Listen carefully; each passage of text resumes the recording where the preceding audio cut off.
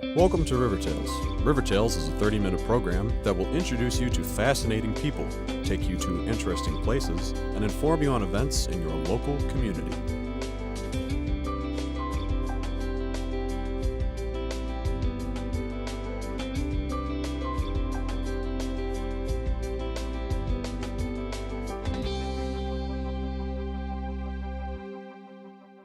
River Tales is brought to you by Southeast Health. Southeast Health.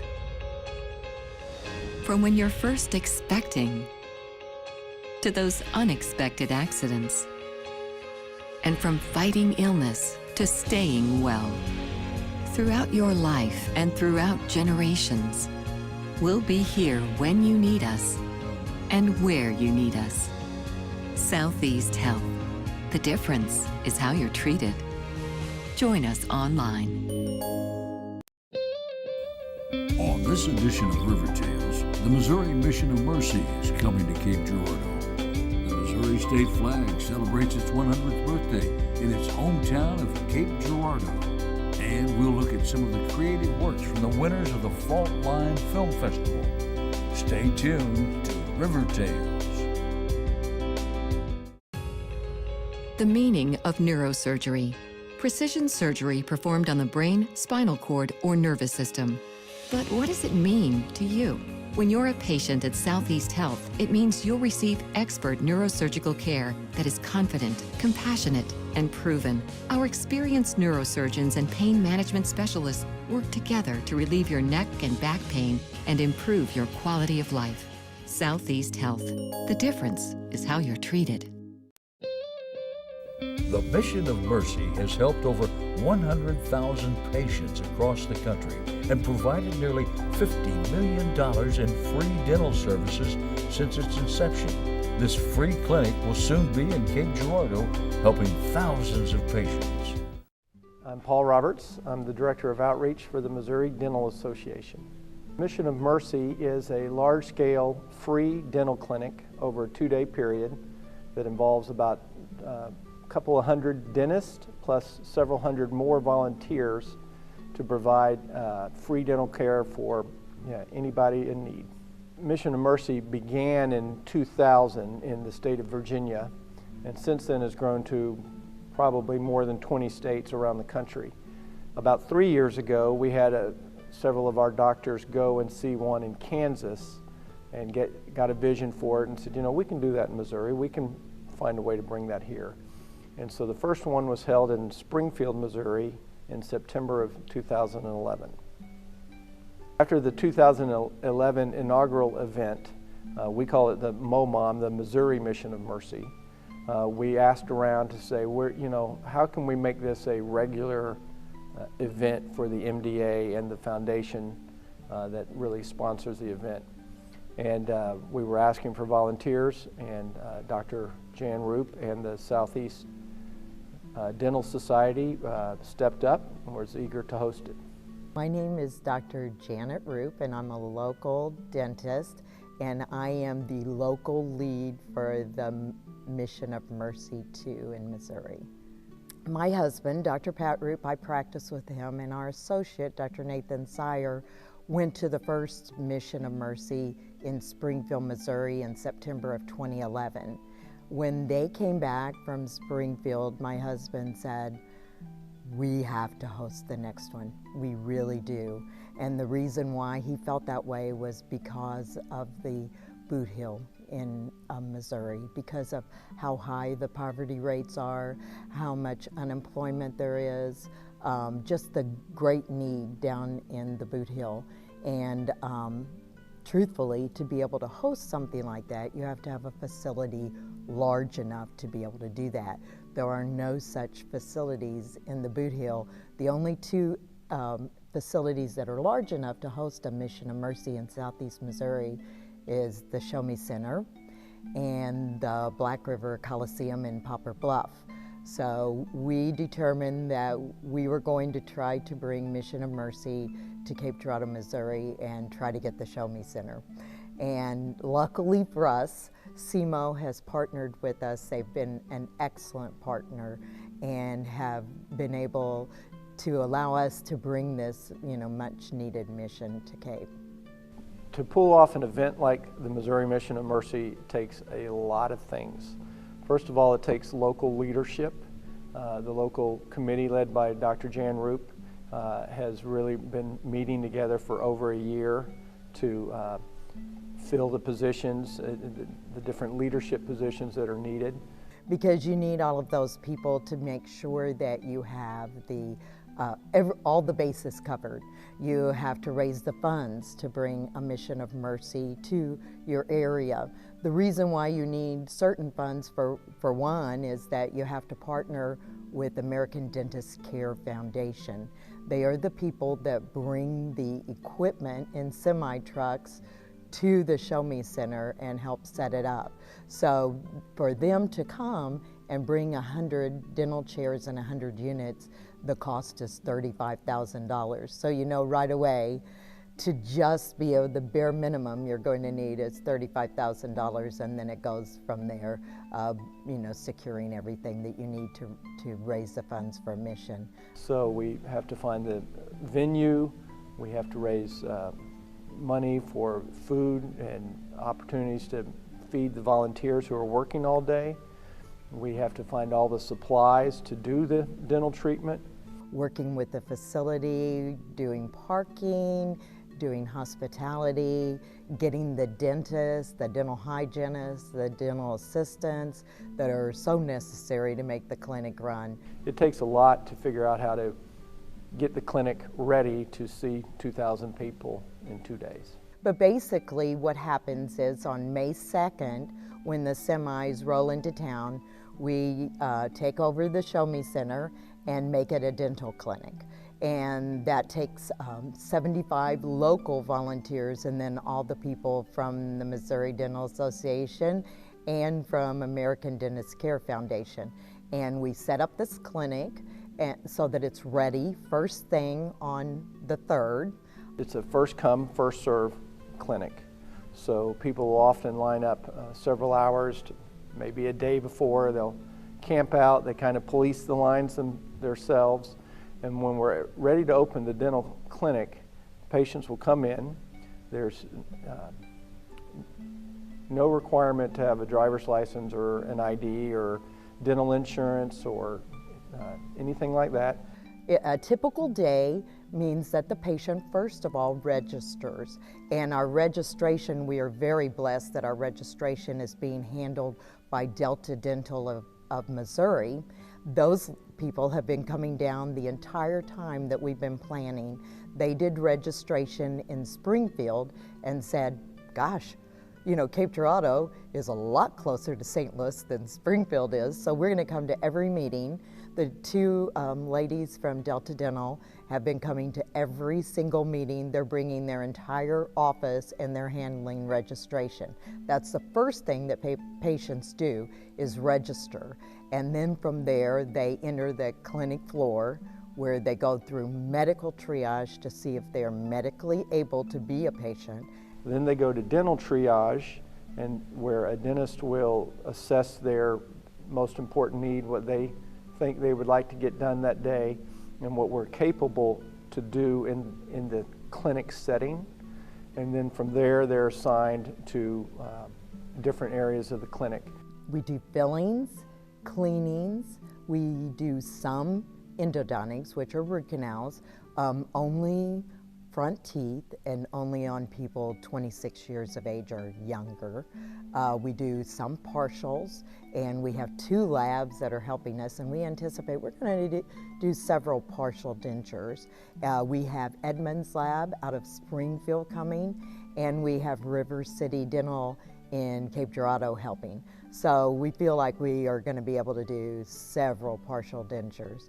And then the last thing that we'll be doing is pedodontics on any children that come. And so after they go through dental triage, they are routed to whatever their greatest need is. So maybe you have a sore tooth that really needs to be pulled and you haven't had a place to go. There's no adult Medicaid in the state, and so this is an opportunity to get that tooth pulled. Maybe somebody else is hadn't had their teeth cleaned in several years, and the best thing they could do is to get a good cleaning from the hygienist. We'll send them over to that area. Generally, two groups that find out about MOMOM. There's those who want to volunteer, and you don't have to be a dental or healthcare professional. We use hundreds of just lay volunteers who can come. They can park cars, they're a patient escort, they can work in food services, they can take out the trash. There's all sorts of ways that you can contribute to making this event a success. And to do that, you need to register, and you go online at www.momom.org, and you'll find very easy instructions to register. There are 2 shifts a day, 5 in the morning to 11 in the morning, and then 11 in the morning till 5 in the afternoon on the Friday and Saturday. Our goal is to have 1,000 to 1,200 total volunteers. We need about 200 dentists and dental assistants and hygienists in that group. The biggest thing that we could ask of any patients is to show patience, because it is a long day. It takes a lot of work to move that number of people through the clinic, so there's going to be a lot of waiting as you fill out your form and wait to be seen and to be treated. But our goal is that these people are our guests, and we're very excited that they're making the sacrifice of their time to come and wait in line, and we want to give them the best care we can. Well, it's been very successful, almost to the point that we can't serve everybody. At the initial Missouri Mission of Mercy in September of 2011, we had 1,856 patients that we gave treatment to in 2 days, and that was over $1 million of free dental care.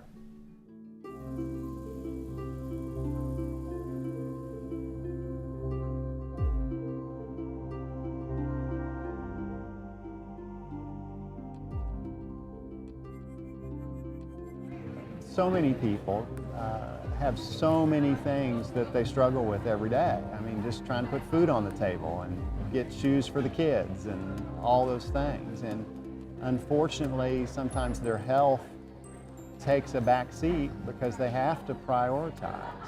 I have 4 kids. It's just, I just can't afford to have my teeth fixed. So it's worth, if I had to sit out here a week, I would, just to get it fixed.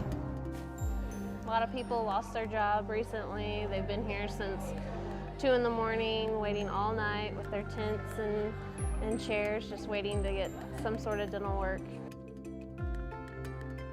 Some people just don't have jobs to pay for insurance, and so, you know, it's just really that's how it was for me, generally. When I walked in the door, everyone was smiling, and they kind of motivated me. And then when I got my teeth done, and the lady was telling me how good my teeth look, and you know, she was like, I couldn't believe it. So you know, when you get your teeth cleaned and things like that, it even makes you feel better as a person. You know? From a volunteer standpoint, we have over 1,000 people involved with that.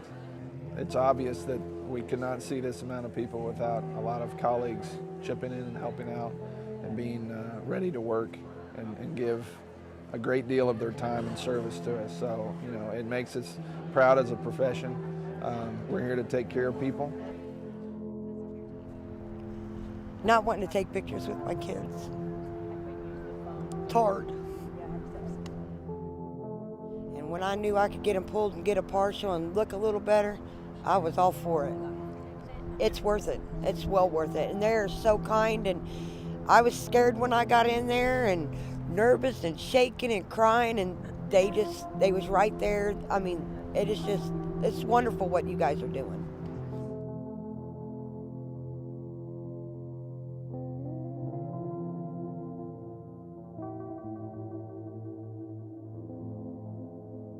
It's hard because I know that there's a huge need and we can't address everything today, but I just want people to know that we do care. We're here to try to help and do whatever we can to get people healthier.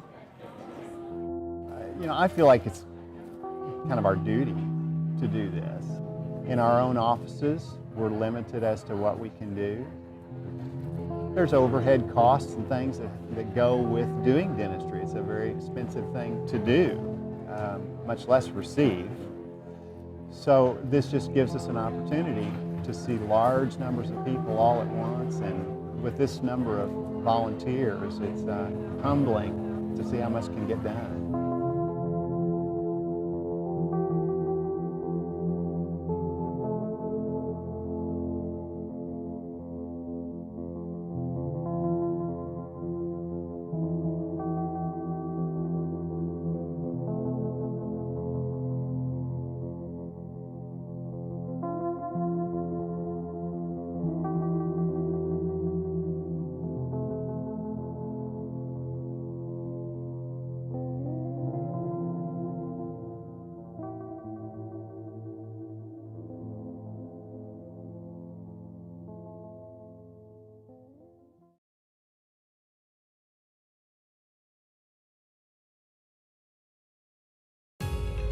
Southeast Health.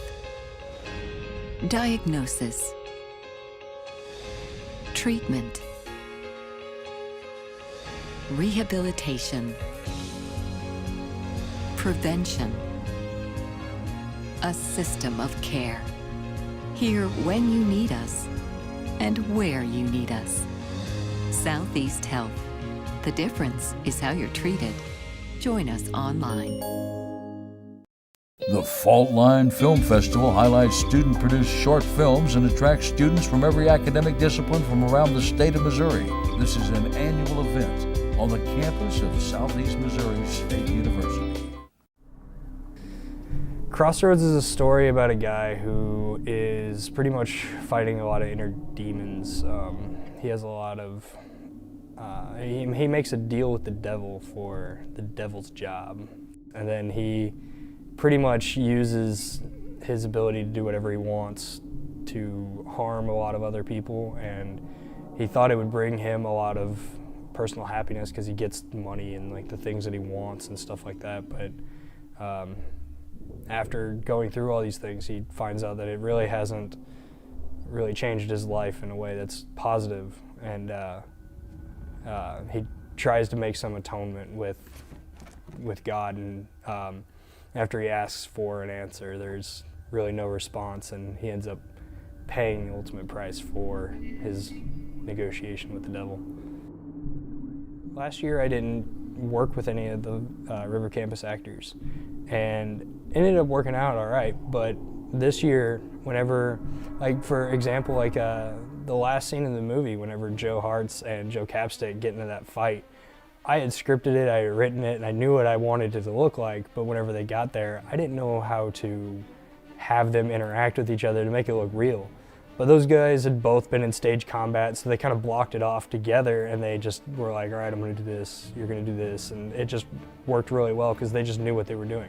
I feel like the film wouldn't quite have worked as well as it did if it wasn't for those people knowing what they were doing. And I know there's a lot of connections with a lot of different people that I would have never made had it not been for Fault Line.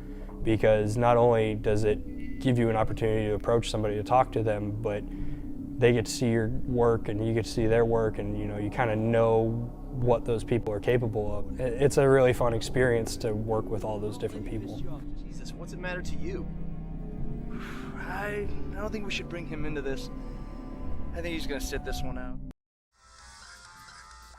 My film was basically about a girl who was set up on a blind date by her best friend, and she gets the time wrong, so she ends up going to the restaurant a little bit early, and while she's sitting there waiting for the guy who she thinks will never end up coming, she starts thinking about all these crazy scenarios and things that could happen with whatever guy would end up coming.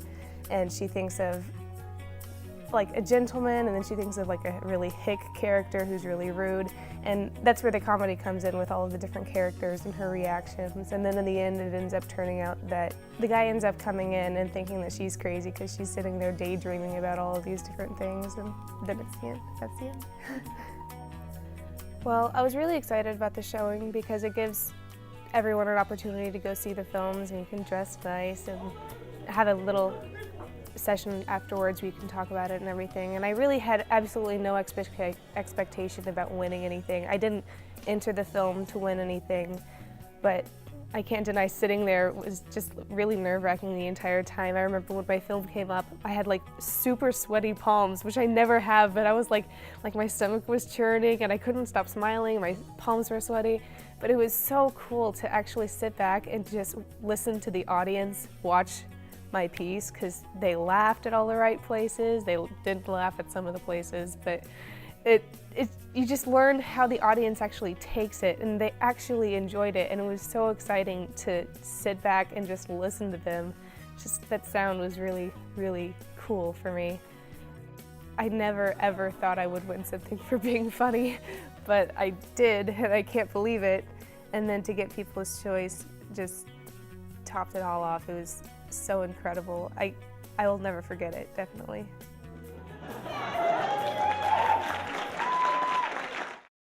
Her uniqueness is so because of her DNA, because of her collection of thoughts, interests, and experiences. It is so because she, and only she, is Madison. It's about a girl who wakes up with the whole day, nothing to do. She kind of wanders around and daydreams all day, finding nothing of significance all day, and then she kind of, an opportunity presents itself in the form of a cookie fortune, and she uses that opportunity to hopefully do good or inspire good in someone else, and in turn do herself a favor by bringing her satisfaction from helping another. I was talking to Madison about a script that I was working on for another class for screenwriting, and she liked it, and she seemed like she had a lot of good ideas, and there seemed to be like a pretty natural work or creative flow between us. And Fault Line was coming up, and I wanted to do something that seemed like it would be simple to film, just like with one other person that would just be on board and equally enthusiastic about everything as me. So I asked her if she wanted to do something, and she said yes. I think whenever she knew that the movie was going to be about her, she got a little bit more shy with offering input, but probably helped. She didn't disagree with anything. Around the time that I made Madison, I was in this shift between favorite directors, which was Wes Anderson formerly, and Paul Thomas Anderson. So I had this obsession with Wes Anderson. That's where some of the composition comes from, like in the last scene of the movie in the fish dream sequence or whatever. Everything's very shot very 90 degrees, and here's Madison, and here's the fish and everything like that. It's just and it seems very theatrical, like a Wes Anderson movie. To me, it does, and that's why I tried to make it like that. I don't know where the movie-making experience ends and the Fault Line experience begins. I guess it's all the same thing, but it's all fun, it's all worth it. I mean, going to the screening is such a rewarding thing. It's a very inspirational thing, just because there's so many people your age that are doing things that are great, and it's very inspirational to see. So it makes you want to work a little bit harder to make something good for yourself and for other people too. The Missouri state flag celebrates its 100th birthday in its hometown of Cape Girardeau. The Missouri state flag turned 100 this year, and to commemorate the event, the State Historical Society of Missouri held a 3-day Missouri Flag Centennial celebration. The event was attended by about 200 people. Among these were several state and local politicians, including Cape Girardeau Mayor Harry Rediger, Lieutenant Governor Peter Kinder, and U.S. District Judge Stephen Limbaugh, Jr. I'm going to introduce the flag. This is not the original flag designed by Mrs. Oliver. That flag is a much smaller flag. It's more like so, and it's made of silk, and it is encased in a facility in the State Archives building. So it's simply not movable. It's like the Declaration of Independence in the National Archives. It will never be moved. So since we couldn't get the original flag, we got instead the flag that first flew over the Missouri Capitol in 1913. And here's the story. It was flown over one time, flown over the Capitol for one day only. And then the Adjutant General of Missouri was directed by the governor, Governor Elliott Woolfolk Major at the time, to then keep that flag in perpetuity, and he had it delivered to Champ Clark. So we borrowed this flag, the first one ever to have flown over the Missouri Capitol, from the Champ Clark Museum, where it's resided for several years now. The Missouri state flag was created in Cape Girardeau, making the town the natural choice for the event. Cape Girardeau is by far the regional hub and the regional economic hub between St. Louis and Memphis. We're also very rich in history, and this is a day that we celebrate history, the commemoration of the 100th year of the Missouri state flag. Marie Elizabeth Watkins Oliver designed and hand-sewed the flag at 740 North Street in 1913. Oliver's great-granddaughter, Penny, was a speaker at the event. Penny grew up in the home that Marie Oliver created the flag in. The site is now a historical landmark known as the Oliver Lemming House. She even had a piece of advice for any visitors to the home. She has a lovely gazebo. So walk up the steps of the gazebo and peer over. Behind, on the other house, you'll see a stone bench in a half moon. That is the bench that Marie Watkins Oliver essentially sat on when she was sewing the flag. When the flag was created in 1913, Missouri had already been a state for nearly 100 years. The idea for a state flag originated in 1908 with the Daughters of the American Revolution. A committee was formed, and Marie Oliver was the head. It was 5 years after the DAR and Marie Oliver started the effort when in 1913, 100 years ago, Missouri decided we'd have a state flag too. And the state seal became the center of that flag, and I remember a lot of times I'd take a flag like this or the flag that was at a school, and I'd be talking to fourth graders with questions like, why do you think? And the good thing about why do you think questions is there's no wrong answer to why do you think. So why do you think those 24 stars are around the seal on our flag? And of course it's because we're the 24th state. Or why do you think this one star is bigger than the other 23? And they'd pretty quickly figure out it was our flag. And we were, at the time the seal was designed, becoming a state, so why wouldn't we want to be the biggest star? We had lots of views of the potential of Missouri. This star joining the others. The helmet at the top of the flag was the prince's helmet, not the king's helmet, because in a democracy, the people are the king, but this was reflective of state government that would work for the people. The crescent moon has a couple of different meanings in the state seal. One of those is that this is a growing new state that's going to be bigger and more than it is now. The other is it's the second phase of the moon, and Missouri was the second state that came out of the Louisiana Territory.